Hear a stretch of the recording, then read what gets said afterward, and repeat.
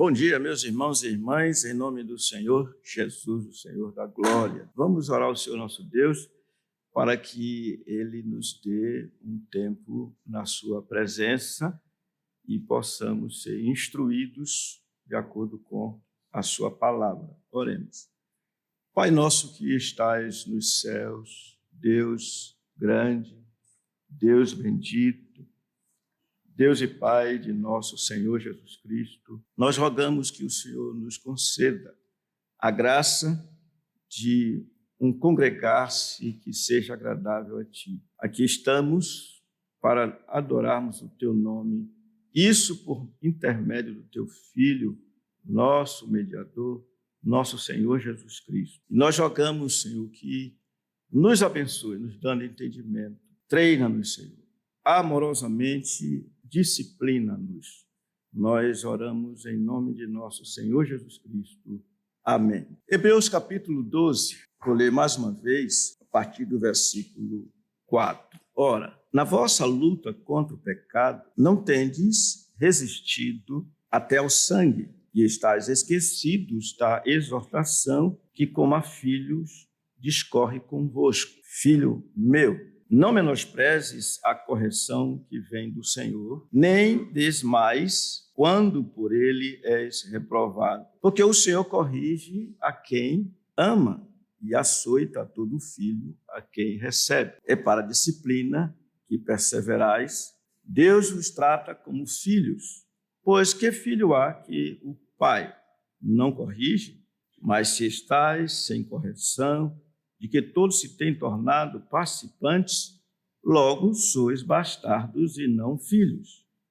Além disso, tínhamos os nossos pais segundo a carne que nos corrigiam e os respeitávamos. Não havemos de estar em muito maior submissão ao Pai espiritual e então viveremos? Pois eles nos corrigiam por pouco tempo, segundo melhor lhes parecia. Deus, porém, nos disciplina para aproveitamento, a fim de sermos participantes da sua santidade. Toda disciplina, com efeito, no momento não parece ser motivo de alegria, mas de tristeza.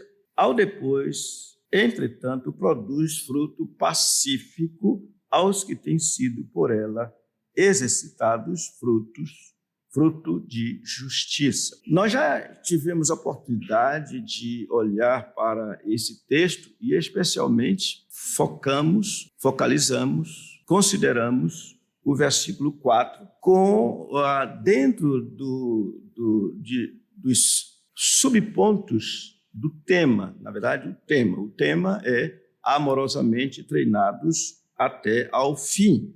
E o primeiro ponto que nós vimos domingo passado é que a disciplina deve ser associada ao combate contra o pecado. E é o que esse versículo 4, dentro do seu contexto, nos mostra. Por isso, vimos duas coisas básicas. Vimos, primeiro, que a disciplina, a nossa jornada, melhor dizendo, ela requer um combate contra o pecado, e isso do princípio ao fim. Por que isso? Porque quando nós somos chamados pelo Senhor, fomos chamados, de fato, Ele nos deu uma nova natureza. No entanto, a natureza terrena, animal, demoníaca, a natureza, ou seja, o velho homem, Ele não tirou, está lá. Embora Ele tenha nos provido de meios para que não andemos segundo a carne, que é a natureza terrena, mas segundo o Espírito.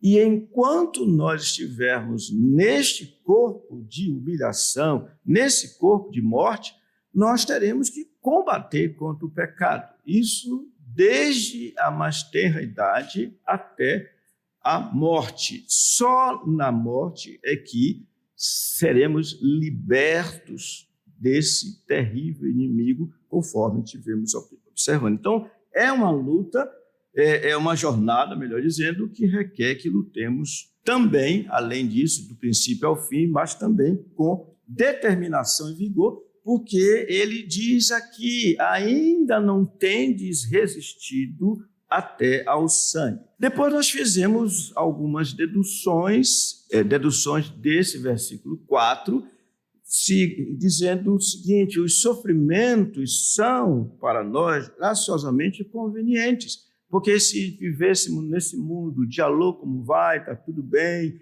não há problema nenhum, nós faríamos como aquele homem que arrasou consigo mesmo, dizendo: olha, eu tenho muitos bens para muitos anos, minha alma, descansa, regala-te, porque ele disse que ia construir um celeiro, que ia construir celeiros maiores ainda, e ele então ia viver numa boa. E o Senhor disse: louco, esta noite Deus te pedirá, vai chamar você. O que você tem? Para quem será? É loucura viver à luz ou segundo esse mundo. Então, os sofrimentos são convenientes, porque nós clamamos ao Senhor quando as coisas estão pesadas. Paulo disse: Senhor, se for possível, tira esse espinho de minha carne. Eu disse: não, porque o espinho na sua carne é graça, somente graça. De maneira que diz: agora eu aprendi, então eu me glorio nas minhas fraquezas, porque quando eu sou fraco, então é que sou forte. Por quê? Porque estava voltado e andando com o Senhor. Vimos também que muitos já experimentaram sofrimentos iguais ou maiores que o nosso. Isso serve como consolo, porque não sou eu só, eu faço parte de um exército. Eu faço parte de muitos irmãos e irmãs que sofrem. Não é uma questão pessoal. Deus faz isso comigo, não. Toda a irmandade espalhada pelo mundo sofre. E depois vimos que devemos nos sujeitar com toda alegria à disciplina do Senhor por causa do seu glorioso fim. Hoje, vamos para o segundo ponto. Ou seja, a disciplina é um vigoroso ato de paz amorosos. Peço que vocês leiam comigo os versículos 5 a 8. Vamos lá? E estais esquecidos da exortação que, como a filhos, discorre convosco. Filho meu, não menosprezes a correção que vem do Senhor, nem desmaies quando por ele és reprovado, porque o Senhor corrige a quem ama e açoita a todo aquele a quem ele recebe. É para a disciplina que perseverais. Deus vos trata como filhos, porque que filhos há que o Pai não corrige? Mas se estais sem correção, de que todos se têm tornado participantes, logo sois bastardos e não filhos. Ora, preste bem atenção, eu vou repetir, o subtema. A disciplina é um vigoroso ato de pais amorosos. Por que pais amorosos, se a gente está falando de Deus como nosso Pai disciplinador? Porque o próprio texto faz algumas comparações, tomando os pais naturais, os pais terrenos, a disciplina que nós recebemos dos nossos pais, comparando com a disciplina do Senhor. Como eu disse no domingo passado, há muitas coisas aqui que se entrelaçam, são coisas que ocorrem da parte do Senhor Deus e também da parte dos nossos pais. Aliás, tem que ser assim, porque o Senhor, ele usa até mesmo a sua vara e toma como vara, às vezes, uma pessoa que nós nem gostamos. Toma como vara um governante. Toma como vara homens impiedosos para nos disciplinar para o nosso bem. Interessante, né? Não é? Então não adianta a gente estar querendo fugir da disciplina do Senhor, porque podemos ser considerados bastardos. Sabe o que significa bastardo? Filhos da prostituição. Ou seja, não tem filiação, não se sabe quem é, por isso levado por toda a sorte que vem por aí. Então, se quisermos dar direção ao crescimento do tronco, por exemplo, de uma palmeira, a gente gosta de ver a palmeira aqui na nossa região, ela vai assim retinha, lá em cima, desabrocha as folhas. E se nós quisermos que ela cresça, o tronco de uma palmeira cresça de forma a nos agradar, nós precisamos, desde cedo, colocar uma espécie de vara, amarra ao redor com cuidado e ela vai tomar a forma que aquela vara vai lhe dar. Meus irmãos, quando isso não ocorre, você vai ver uma coisa estranha, uma palmeira torta. E normalmente isso acontece quando no meio de muitas árvores, numa floresta, você sabe que ali é uma disputa, na floresta é uma disputa por sol, uma disputa para que possa sobreviver, é uma questão de sobrevivência. Então, às vezes, uma árvorezinha, ela encontra uma brecha e sai torta por causa disso. Mas, no geral, não é assim. No campo da disciplina, nossos filhos precisam de dolorosos corretivos, sabendo que tais procedimentos serão aplicados na medida em que eles forem verdadeiramente amados. Por isso o sábio diz assim: o que retém a vara aborrece, ou seja, odeia a seu filho, mas o que o ama cedo o disciplina. Eu li Provérbios capítulo 13, versículo 24. Parece que podemos dizer que de modo semelhante o Senhor Deus age como um pai, visando a educação. Aqui é o termo bem utilizado, educação, o educar, o verbo educar, mas ele visa a educação na justiça daqueles aos quais ele ama. É por isso que o escritor de Hebreus, ele procurou encorajar os seus irmãos a perseverarem na sua dura jornada, lembrando a eles do que está escrito lá no Antigo Testamento. Ele disse: vá para o Antigo Testamento, veja o que está lá. E eu estou dizendo para vocês, veja o que está lá em Provérbios, capítulo 3. Vocês estão separados. Eu já disse 2 vezes, vão lá, estou treinando vocês aqui, se é sentido. Lá em Provérbios, capítulo 3, versículos 10 e 11. O que diz lá esse Provérbio, capítulo 3, versículo 11? É o que ele fez aqui, o escritor de Hebreus. Vocês têm que olhar lá para Provérbios, irmãos.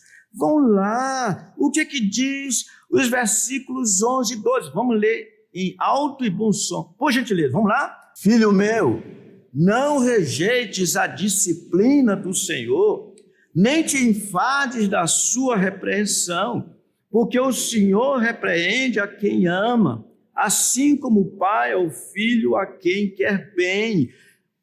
O que o escritor de Hebreus fez foi isso. Aqui, voltando aqui para o capítulo 12, a partir do versículo 5, ele fez isso, mostrar que disciplinar é um vigoroso ato de pais amorosos. Então, irmãos, 3 coisas nós haveremos de ver nesses versículos 5 até o versículo 8. Eu vou citar as 3 coisas. Primeiro, a encorajadora lembrança que os filhos devem guardar. Segunda coisa que veremos, a encorajadora lembrança do vigoroso amor disciplinador de Deus para com seus filhos. Terceira coisa, a encorajadora lembrança aplicada à séria reflexão dos crentes. Pense nisso, reflitam nisso. É para a disciplina que perseverais. Deus vos trata como filhos, pois que filho há que o pai não corrige? Então reflita, que filho há que o pai não corrige? Entenderam? Então vejamos em primeiro lugar, a encorajadora lembrança que os filhos devem guardar. Veja a sabedoria. Ele diz: e estais esquecidos da exortação. Nós lemos há pouco, Provérbio, capítulo 3, versículos 11 e 12. estáis esquecidos da exortação que, como a filhos, discorre convosco, é para vocês. Vocês estão esquecidos disso? Mais uma vez, irmãos, o escritor de Hebreus mostra a necessidade de os crentes estarem atentos, alertas, cuidadosos acerca do ensino das Escrituras. Ele diz: estáis esquecidos. A impressão que temos é que, de fato, os hebreus eram vagarosos no aprendizado. Por que eu estou dizendo isso? Por causa da própria carta. A ideia é a seguinte: eles estavam sofrendo, sim, mas eles estavam esquecendo que não há novidade nesse sofrimento. Por que não há novidade? Porque está escrito: vocês, filhos, enquanto estiverem nesse mundo, vocês serão disciplinados, vocês serão treinados. Meus irmãos e irmãs, como isso deve ser aplicado a nós, pais? Nós não podemos deixar de observar isso.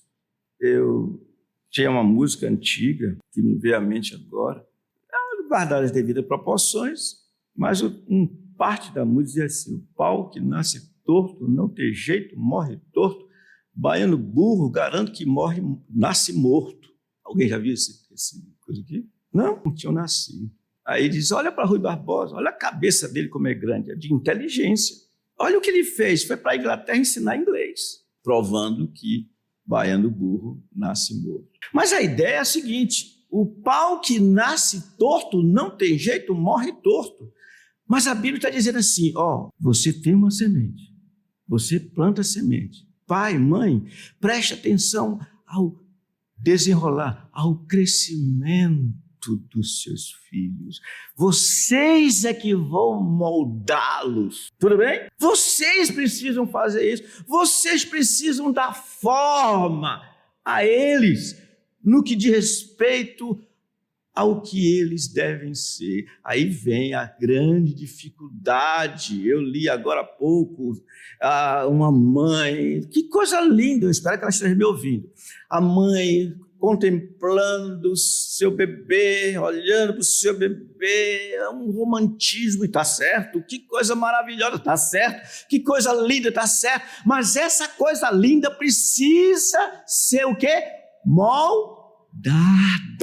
Quando não é assim, essas coisas lindas não aprendem a respeitar pai e mãe, e o resultado vai avançando, e é terrível o fim. Corrija teu filho, mas não te excedas nessa correção para não matá-lo. Aí é o equilíbrio. Estás esquecidos? Disciplina, dureza, sofrimento não é algo novo. Mas vejam como o escritor tratou esses irmãos como amados. Eles estão dizendo: vocês são vagarosos, mas eles não perderam a esperança.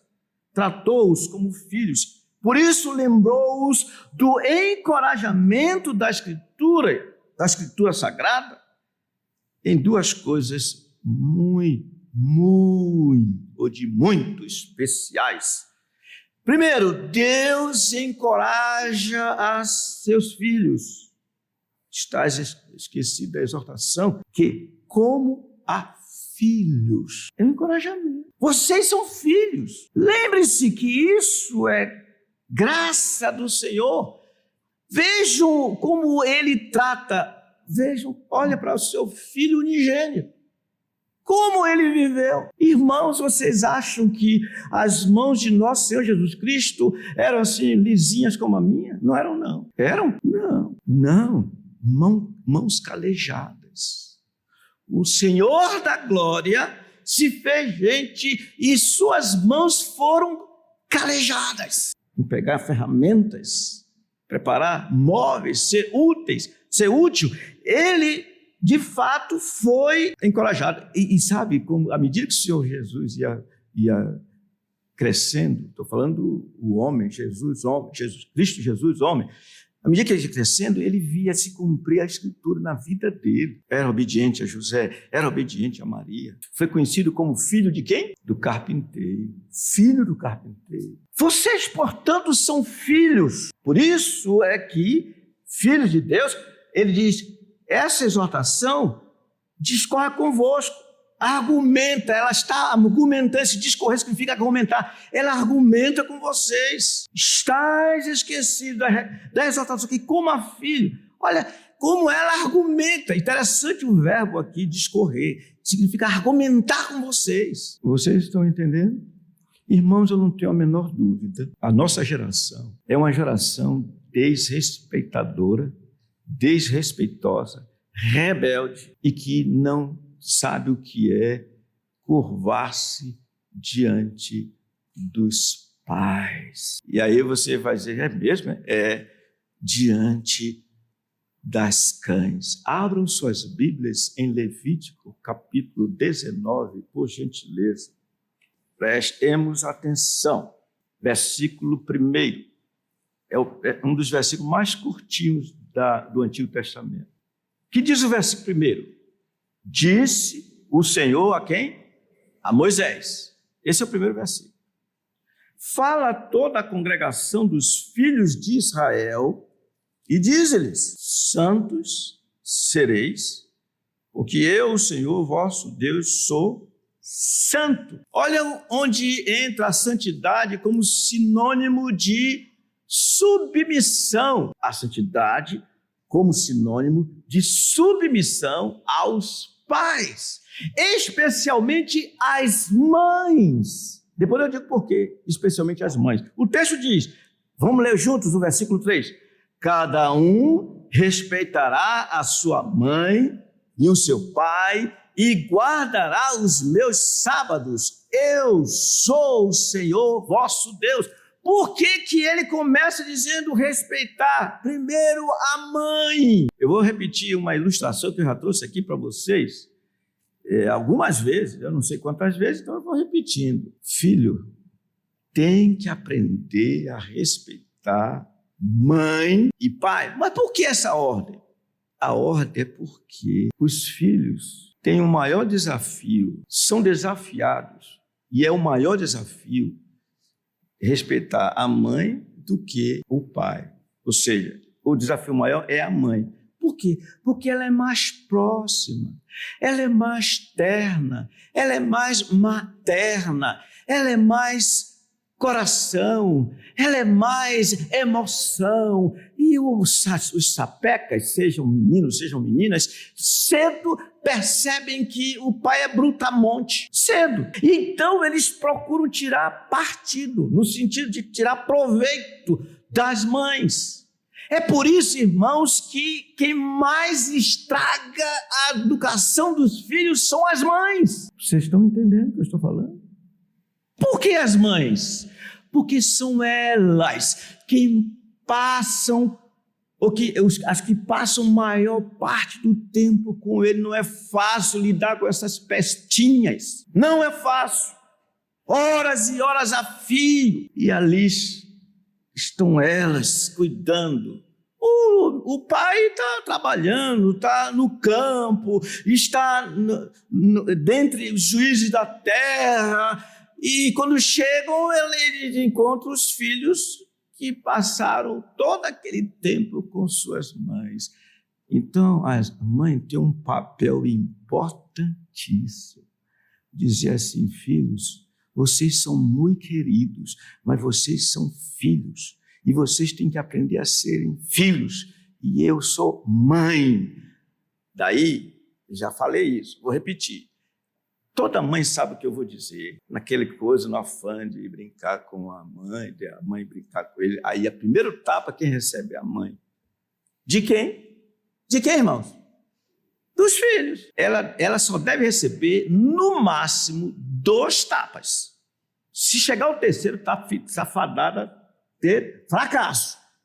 Deu o primeiro tapa, ele recebe um bem forte na sua mão e ela vai dizer assim, filho, não faça assim com sua mãe. O rosto da mamãe é para ser como é que chama? afagado, com ternura. Aí ele, mas vai ter a segunda vez. Dê mais forte, mãe. E ele vai aprender a lidar com o sexo mais frágil, com o devido respeito. Tudo bem? E onde entra o pai nisso? Eu vou contar uma história para você. Eu fui criado com avô, em certo sentido, porque minha mãe ficou viúva 19 anos e ela morava na casa do meu avô. Meu avô era de uma ternura impressionante. Mas eu me envolvi numa besteirada lá que eu não lembro nem direito. A história é longa. E armaram uma armadilha para saber que se era eu que estava mexendo no dinheiro na casa da minha tia. E aí era eu. Minha mãe me pegou, aí ela era dureza mesmo, me pegou, me levou. Quando no caminho ele trabalhava em burro, no caminho, quando ele olhou e disse: quem era Noélia? Ela disse: era ele, papai. Ele pegou o chicote do burro, que estava no burro, ele chegou a levantar assim, ia matar aquele menino magrelo. Aí, uma criança, mas ele ia dar demais assim. Ó, é assim, o homem é assim, é brutamonte. Apanhei que não foi brincadeira. Por isso que hoje, vocês já notaram como eu não gosto de falar de dinheiro aqui? Vocês já notaram? Nunca, não notaram, não? Não quero nem saber. Olha o bem que fez. Para ver que alguns, falo com temor, alguns pastores que gostam de oferta aqui, oferta, tudo é oferta. Eles não apanharam em casa antes. Problema deles. Vocês estão entendendo? É correção, irmãos. Vocês são filhos. Vocês devem entender que essa exortação de Provérbios, capítulo 3, versículos 11 e 12, está argumentando com vocês como eles foram encorajados pela Escritura do Antigo Testamento, irmãos. E eu termino aqui, eu estou em Levítico. Quem aprende a respeitar mãe e pai, vira a página. A minha página tem que ser virada. E aqui, quando eu viro a minha página, diz assim, ó, cadê? Onde é que está a minha página aqui? É Levítico, eu falei de Levítico 19, não foi? 19, deixa eu ver aqui. Parece até que sumiu da minha Bíblia o que eu ia dizer. Eu não vou dizer para vocês não vão achar, vocês não sabem o que é. Tá. Versículo 32. Leiam, por favor, para eu ouvir aqui, irmãos. Diante das cães te levantarás e honrarás a presença do ancião e temerás o teu Deus. Eu sou o Senhor. Primeiro aprende aonde? Em casa. Depois, com os de fora. Evidentemente que há anciãos que não se dão respeito. Eu concordo que há e não são poucos. Isso eu falo com temor. Mas quando se aprende a respeitar mãe e pai, se respeita os mais velhos. Porventura nós também não temos recebido a palavra que nos confronta, que nos leva à reflexão, para que sejamos de fato encorajados a enfrentar a dureza dessa vida, e isso com perseverança. Essa palavra é para nós. Tudo bem, irmãos? Alguma pergunta? O irmão está lembrando que desde o domingo passado ele teve uma dúvida porque o senhor trouxe como uma questão de sofrimento quando os filhos são levados a aprender a escovar os dentes, a utilizar o banheiro e entre outras coisas. E ele perguntou, isso é mesmo sofrimento? E aí teve mais um detalhe que ele falou, que lembrando que quem estraga os filhos são os avós. Ainda bem que somos dois avós, né? Vamos lá. Bem, é bom, é interessante as duas ilustrações, o exemplo de ensinar a escovar os dentes. Irmãos, vocês gostam de escovar dentes? Não precisa responder, não. Você sabia que nós devemos escovar os dentes após cada refeição? Nunca tiveram preguiça. Sabe, vou falar aqui, eu fico observando no dia a dia. Tem pessoas que vão a um banheiro, usam o banheiro e não lava as mãos. Eu faço uma pergunta para vocês. Não lavar as mãos depois de ter passado pelo banheiro é algo que pode trazer dificuldades para a saúde? O que vocês dizem? Sim. Eu já vi gente, cara de pau, entra no banheiro público. Eu fico só aqui, tá? Entra no banheiro, aí você não vê a gente, a torneira. Não, vai. Ainda vai pegar na mão dos outros. Mas por quê? Porque não foi treinado. Todo treinamento causa sofrimento. Se ficar sem com a criança, eu fico vendo os netinhos lá, diz assim, vocês estão com bafo de onça, eu ouço aqui, vocês estão com bafo de onça? Então volta, aí já sabem que não convém ficar com bafo de onça para falar com as pessoas. Isso é sofrimento. E então ele vem e diz assim, é porque a gente sempre pensa em sofrimento naquilo que é mais intenso. Perda de emprego e tantas outras coisas, perseguições, etc. Mas há outros sofrimentos. Sempre que a gente aprende a fazer alguma coisa, nós estamos sofrendo. Sempre que aprendemos a fazer alguma coisa, estamos sofrendo. E quem sofreu nisso? O Senhor Jesus. Aprendeu a obediência pelas coisas que sofreu. Ele aprendeu a obediência. Sofreu. Agora, essa associação, vou só satisfazer ele, tá? Ele disse, como é? Os avós são tidos como estraga o quê? Como é? Os netos. Avós estragam os netos. Os avós estragam os netos. A maioria, eu diria. A maioria. Eu choro. A família do Elias e a Noemi passaram 2 meses lá em casa. Ele não sabe, mas eu chorei algumas vezes. Mas ali na minha. Eu sofrendo. Pergunta a dona Catarina. Quanto mais próximo, mais sofrimento. Só que os avós não têm nada que se meter na disciplina dos seus netos. Vou repetir, tá? Os avós não têm nada que se meter na disciplina dos seus netos. Quer que eu repita? Só isso. Eu estou falando porque ele é avô, né? Só isso. Por que netos amam vovô e vovó? Demais. Pergunte aos netos, você quer ficar na casa da sua avó ou na casa dos seus pais? A vovó. Aí eu disse assim, olha, eu fui criado com avô, mas aquele avô não era fácil, ele era capaz de dar chicotada em mim, porque a mamãe autorizava ele fazer isso. E os avós, aliás, nem devem. Os avós não devem disciplinar seus netos. Entrega aos pais. Quem deve cuidar disso são os pais. Agora é descanso. Um cheirinho aqui, um cheirinho ali, tá? Mas descanso. E outra coisa, não deve estragar. E eu termino contando uma coisa muito interessante. O Tiago Marcelino hoje ele tem 5, ele tinha acho que 3 anos, 3, 4 anos, uma coisa assim. E eu vim com ele para aqui, para a igreja, um dia desse aí. Estava chovendo. Aí, na hora de sair, eu disse, era uma coisa assim, uma sombrinha. Eu disse, Tiago, vamos pegar a sombrinha. Eu vou pedir para o Marcos Alessandro preparar uma sombrinha para a gente saltar lá. Ele disse, a sombrinha da Tia Love. Esse Tiago, eu vou pegar a sombrinha da igreja. A sombrinha da Tia Love. Aí ficou com desse disco, sombrinha da Tia Love, sombrinha da Tia Love. Aí eu fiquei chateado, parei o carro e disse, Tiago Marcelino, eu não já disse a você que nós vamos pegar a sombrinha da Tia Love, está quebrada. A sombrinha da Tia Love. Aí eu resolvi olhar essa história da sombrinha da Tia Love. E estava lá a sombrinha da Tia Love, e direito. Aí eu disse, Tiago, perdoe o vovô, você estava certo. O vovô falhou com você. Ele não entendeu nada. Pelo menos parecia, porque ele era muito novinho. Eu até perguntei, Noemi, o Tiago, mas você fale com ele. Eu contei o que aconteceu. Contei o que aconteceu.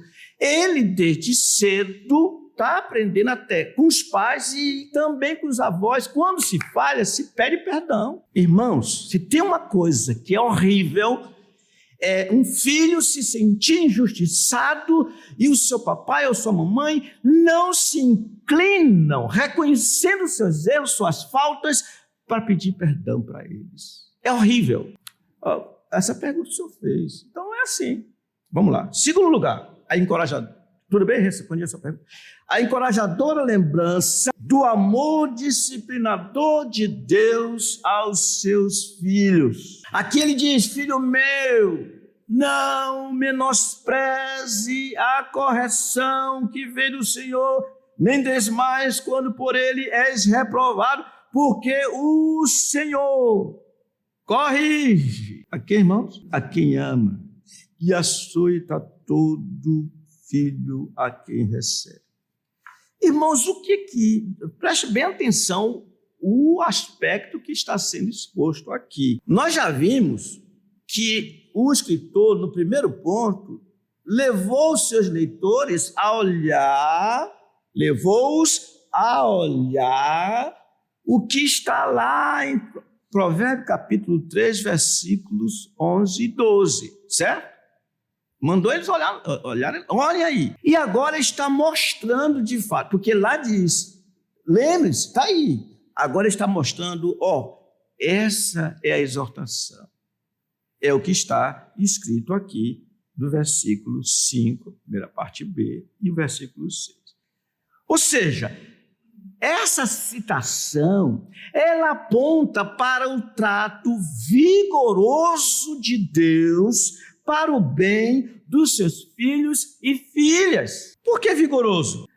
Ele diz, ele fala, não menospreze a correção. Fala de correção. Nem desmais, quando por ele és reprovado. Olha como é duro a coisa. É a ponto de você vai desmaiar se você não atentar que isso é para o seu bem. E ele diz, porque o Senhor corrige a quem ama e açoita a todo filho que recebe. Essa é a exortação. Então, nesses versículos, nós temos claramente duas coisas fundamentais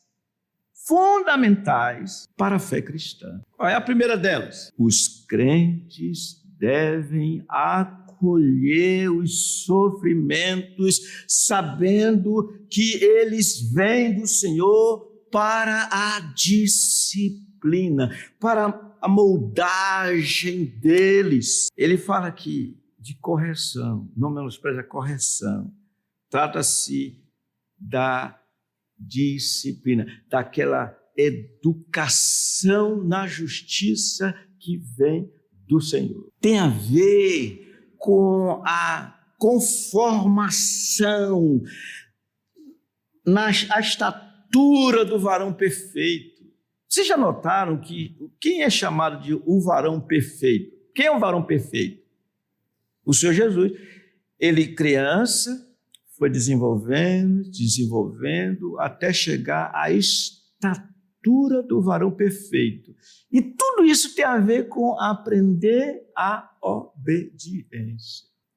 Ele passou por isso e alcançou a plenitude. Hebreus, por favor, capítulo 5, versículos 8 e 9. Hebreus, capítulo 5, versículo 8 e 9. Dizem assim os versículos: embora sendo filho, aprendeu a obediência pelas coisas que sofreu. E tendo sido aperfeiçoado, tornou-se o autor da salvação eterna para todos os que lhe obedecem.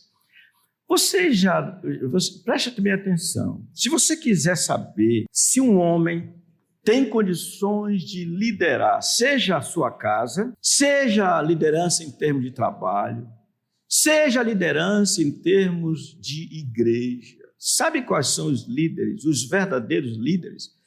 Os que aprenderam a obedecer. Se eles não aprenderem a obedecer, eles não podem ser líderes, não podem. O que foi que aconteceu com Moisés? Vocês notaram que o Senhor levou Moisés e deixou 40 anos no deserto, na escola, no ginásio de Deus, para que ele pudesse liderar. Ele aprendeu a obediência lá. Inclusive, era servo do seu sogro.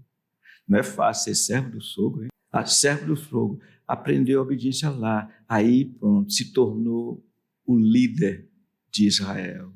Vocês já notaram como tem um jovem que andava quase dia e noite com Moisés, e foi esse jovem que o Senhor colocou para liderar, dar continuidade à liderança do povo. Quem foi esse jovem?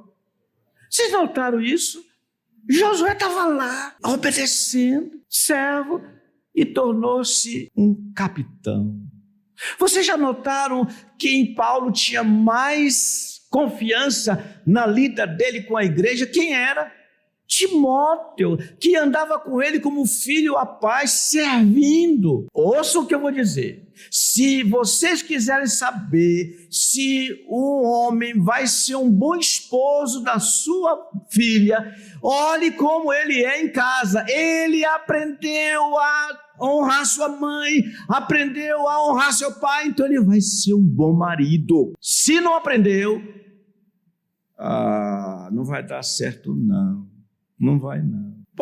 Anote o que eu estou dizendo e saia fazendo. Hoje à noite vocês vão ver uma lupa, né? Saiam para discernir o que eu estou falando. Vá olhando. Mas todos esses que aprenderam a obediência foi por meio de quê? Foi por meio de quê, irmão? Sofrimento. Eu lembro aqui uma coisa interessante. Um irmão, Anderson Melgueiros, ele uma vez ficou tão alegre quando ele viu as meninas, minhas filhas, pegando o ônibus, aquele grande ônibus lotado. Aquilo me doía, mas eu não podia assistir. Eu queria fazer o que eu não tive. Mas ele ficou tão satisfeito, disse assim, puxa, então as filhas dele pegam um ônibus. Se eu pudesse, eu levo, deixo na porta da escola, se puder fazer isso. Mas faz parte do aprendizado. Agora pegue e dê tudo o que seu filho quiser. Não deixe ele sofrer, não. Não deixe ele andar de ônibus, não. Não, porque tem assalto. Ninguém morre porque tem assalto. Um leão está solto na rua, diz o preguiçoso. Não bota ele para trabalhar, não. Não bota ele para ser... Hoje em dia não existe mais isso. Botar o menino para ser aprendiz com alfaiate. Hoje ninguém quer mais isso, tudo é industrializado. Botar o menino para ficar tirando parafuso de roda de carro, para ver se ele se torna um mecânico. Não tem isso. Botar o menino para ficar carregando lata de tinta com o homem pintar e ele olhando. Não, tudo pronto. Aí pega, dá carro para menino, dá carro para menina, aí eles se mandam para esse mundo afora.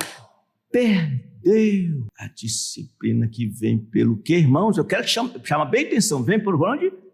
Sofrimento.